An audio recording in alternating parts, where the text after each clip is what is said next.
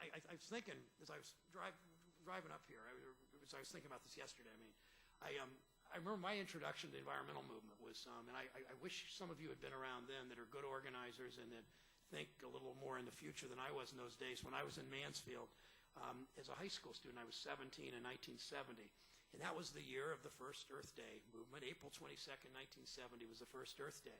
And two friends of mine at Mansfield Senior High School organized an Earth Day march, and we marched down Park Avenue West. We had about 700 people. I mean, it was a pretty good start for organizing when I'd never done it before.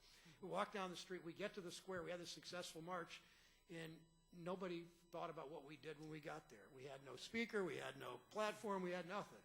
And, we looked at each other and said, what do we do now? Well, if you had been around, you would have known what we're now, and that's what's so important about what you're going to do now with this Blue-Green Alliance and how we as progressives are going to move together. The next we talked about, we had a progressive era in this country in the 1930s when we got Social Security, when we got the minimum wage, when we got all kinds of progress in worker safety. We had a second progressive era in the 1960s with Medicare and Medicaid, and the Wilderness Act, and Voting Rights Act, and all that we did with education and all. And now, 4 years later, we're in a new progressive era in this country. We need to seize the day and seize the moment and make it happen. The stakes couldn't be higher, we know. Unemployment, you know all this. Unemployment's its highest in 16 years. The economy's worse than it's been since the Depression.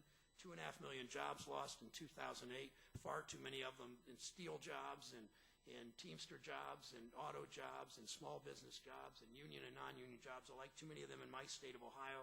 Our unemployment's 7.2%. When you factor in people that are underemployed, that number doubles to 14%. And again, that's why what you do is so important, why this time in our nation's history is so crucial, why we need to get to work right away.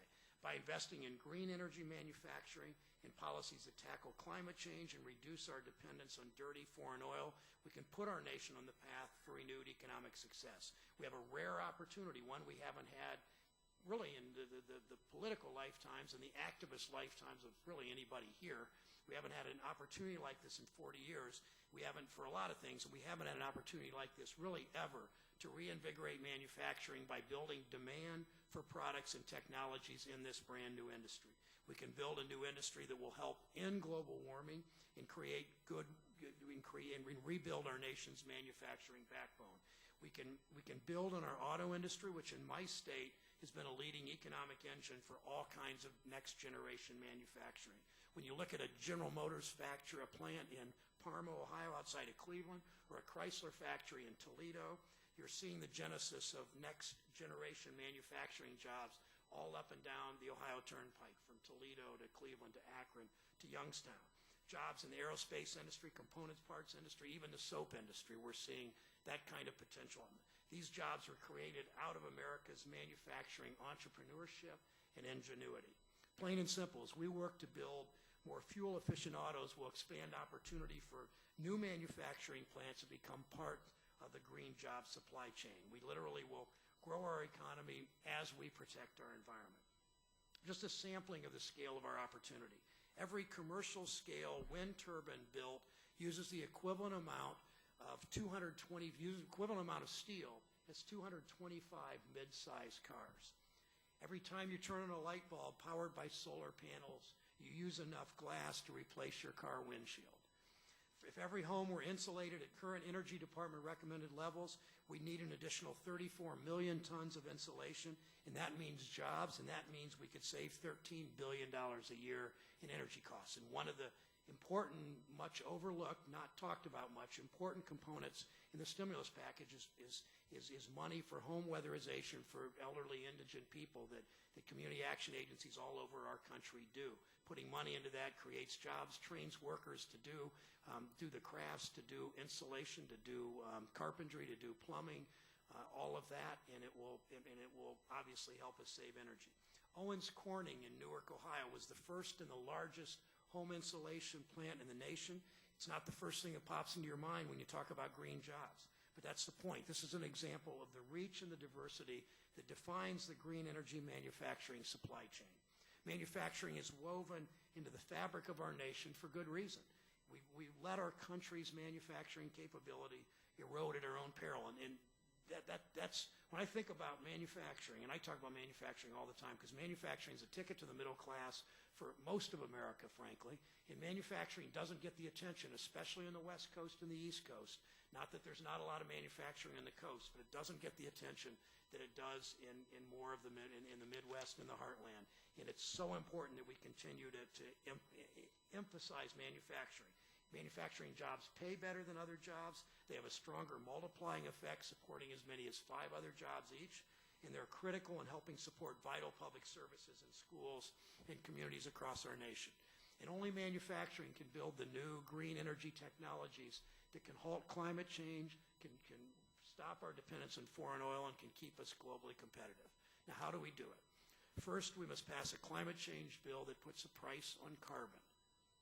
This will drive demand for green energy. By creating markets for green energy, we stabilize our nation's energy supply, we reduce greenhouse gases, we bolster manufacturing across our country. It's been estimated that in terms of a global market, the advanced and alternative energy sector will double several times over the next decade, from $55 billion to a $225 billion business. Wind power alone is expected to grow from $17.9 billion today to a $60 billion market.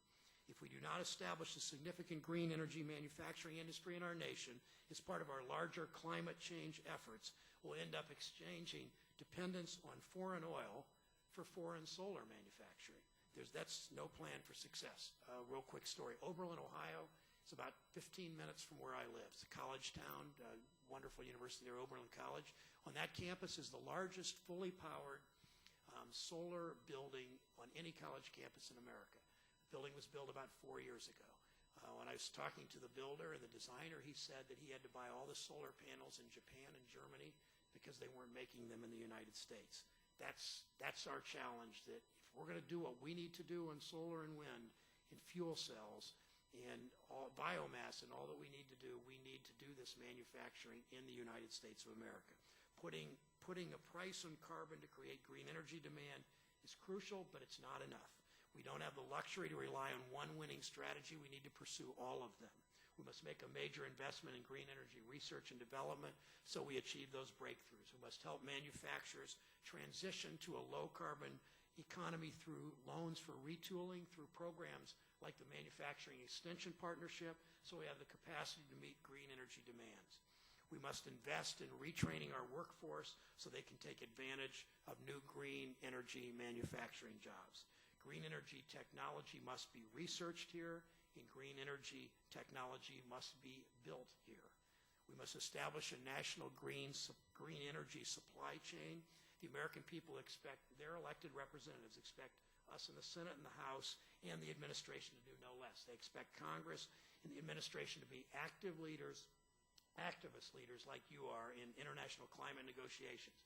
Make no mistake, we must be firm in our approach, leaving no doubt that America's leadership in battling our emissions does not give a green light to other countries to take advantage of that. We can address climate change globally.